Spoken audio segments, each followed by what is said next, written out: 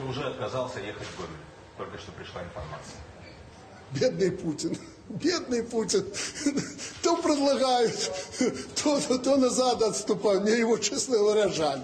Вчера я его так убеждал, говорю, ну, слушай, надо поехать. Ну, да не поедут они, я говорю, ну не поедут, это их будет выбор. Ну, так и получилось. Ну вот, ну скажи, ну как вот с ними разговаривать? Вчера пообещали, что приедут. Он самолет посылает с делегацией, мы везем их в Гомель, они отказываются, если это не фейк. Ну, наверное.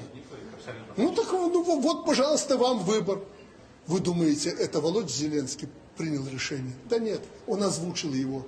Или кто-то озвучил. Не дадут ему, не дадут. Если он где-то дернется, выкинут из бункера и будет стоять возле РСЗО на улице Победителей, на проспекте Победителей в Киеве. Вот и все. Вот их политика. Ну, это их выбор. Зря. Очень зря.